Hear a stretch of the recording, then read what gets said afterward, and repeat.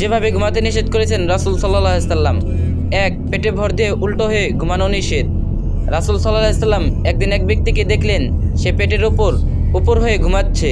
তখন নবী তাকে জাগিয়ে বললেন, এই ভঙ্গিতে ঘুমিও না, এটি এমন ঘুমের ভঙ্গি যা আল্লাহ তাআলা অপছন্দ করেন। সূত্র আবু দাউদ 5040, ইবনু মাজাহ 3723। ব্যাখ্যা: পেটে ভর দিয়ে ঘুমানো শুধু ইসলামী দৃষ্টিতে অপছন্দনীয় নয়, বরং চিকিৎসা বিজ্ঞানের দিক থেকেও ক্ষতিকর। এতে হৃৎপিণ্ড, ফুসফুস এবং পাকস্থলীতে অস্বাভাবিক চাপ পড়ে। অনেক সময় এ ভঙ্গিতে শ্বাস প্রশ্বাসের সমস্যা হয় এবং কোমরে ব্যথা দেখা দেয়। নবী আমাদের এমন অভ্যাস থেকে দূরে থাকতে বলেছেন, কারণ ইসলাম সর্বদা মানুষের কল্যাণ চায়। 2, লজ্জাস্থান উন্মুক্ত রেখে বা নগ্ন অবস্থায় ঘুমানো নিষেধ। রাসূল সাল্লাল্লাহু আলাইহি সাল্লাম বলেছেন, তোমাদের কেউ যেন কাপড় ছাড়া নগ্ন অবস্থায় না ঘুমায়। সহিহ মুসলিম 3887। ব্যাখ্যা: ইসলামের লজ্জাশীলতা, হায়া একটি অত্যন্ত মূল্যবান গুণ। একজন মুসলমান একা থাকলেও নিজেকে পর্দায় রাখবে।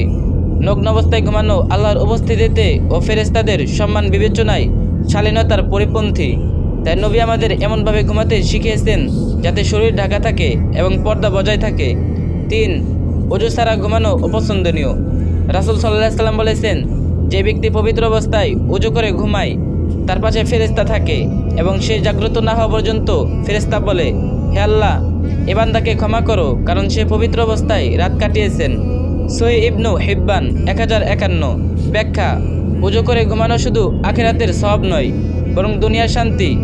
কারণ পবিত্র অবস্থায় ঘুমালে মন ও দেহ প্রশান্তি আসে এবং দুঃস্বপ্ন কমে, আর মৃত্যু এসে গেলে ঈমানের অবস্থায় মৃত্যু হয় ইনশাআল্লাহ। 4, মুখ নিচে দিয়ে হাত পা সরিয়ে অলসভাবে ঘুমানো থেকেও বারণ। নবী অলস ও অবহেলাপূর্ণ জীবনযাপনকে অপছন্দ করেছেন।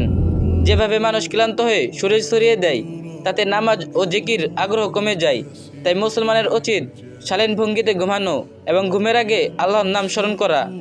রাসূল সাল্লাল্লাহু আলাইহি সাল্লাম যেভাবে ঘুমাতে বলেছেন: 1, ডান কাতে ঘুমানো।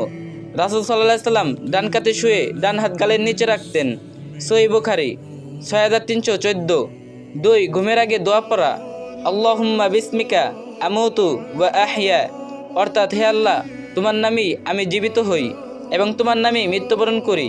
3, সূরা ইখলাস, সূরা ফালাক ও সূরা নাস পড়ে নিজের শরীরে ফু দেওয়া। সহিহ বুখারী 5017। 4, ওযু করে ঘুমানো, যেন মৃত্যু এসে গেলে ঈমানদার অবস্থায় মৃত্যু হয়। ইসলাম শুধু ইবাদত নয়, জীবনের প্রতিটি দিক দিয়েই শিক্ষা দিয়েছেন, এমনকি ঘুমানোর ভঙ্গি সম্পর্কেও।